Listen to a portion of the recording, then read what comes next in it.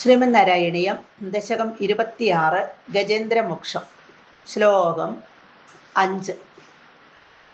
അഗജാനന പത്മാർക്കം ഗജാനനമഹർനിശം അനേകദം തം ഭക്താനാം ഏകദന്തമുപാസ്മഹേ.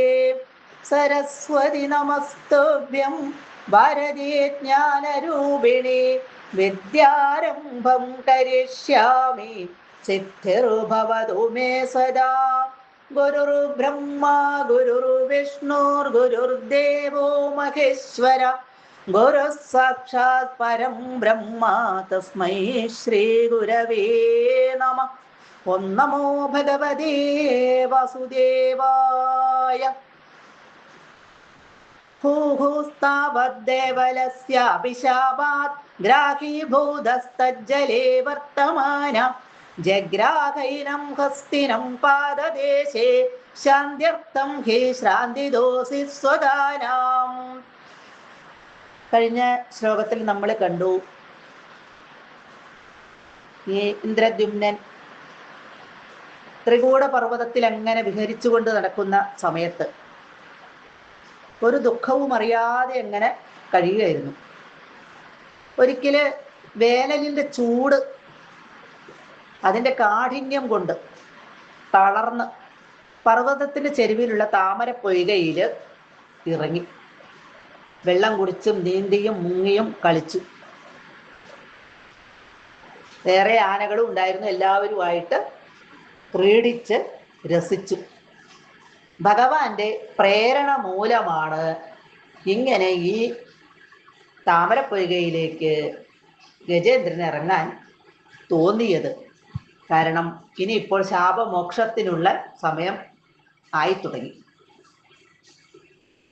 കരയിൽ അതിശക്തിയുള്ള ആ ഗജേന്ദ്രനെ വെള്ളത്തിൽ അധിക ശക്തിയുള്ള മുതല പിടികൂടുന്നതാണ് ഈ ശ്ലോകത്തിൽ പറയുന്നത്. താവത് അക്കാലത്ത് ദേവലസ്യ ദേവലൻ എന്നു പേരുള്ള മുനിയുടെ ശാപാത് ശാപം മൂലം ഗ്രാഹേഭൂത മുതലയായി തീർന്ന്. ഇവിടെ ദേവല മുനിയുടെ ഒരു ശാപം കിട്ടി. ഒരു ഗന്ധർവൻ, ഹൂഹു എന്നാണ് ആ ഗന്ധർവന്റെ പേര്. ആ ഗന്ധർവൻ മുതലയായിട്ട് തീർന്നിരുന്നു. ആ ഗന്ധർവൻ മുതലയുടെ രൂപത്തില് ഈ തടാകത്തിലാണ് വസിച്ചിരുന്നത്.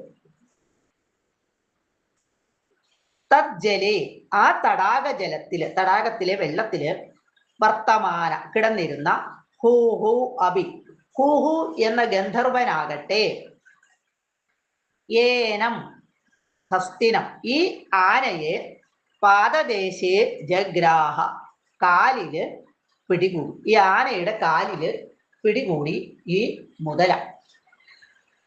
ഈ മുതലയ്ക്കും ശാപമോക്ഷം കിട്ടാനുള്ള സമയം അടുത്തു തുടങ്ങി. അതുകൊണ്ടാണ് ഇവിടെ ഈ മുതല ഈ വെള്ളത്തിലിറങ്ങിയ ആനയുടെ കാലിൽ പിടികൂടിയത്. രണ്ടു പേർക്കും ശാപമോക്ഷം കിട്ടാറായിട്ടുണ്ട്. പെട്ടെന്ന് കിട്ടില്ല എങ്കിലും ഏകദേശം അതിനൊരു കാരണം വേണമല്ലോ. അപ്പൊ ഏകദേശം അതിനുള്ളൊരു സമയം അടുത്തു തുടങ്ങി. ത്വം അല്ലയോ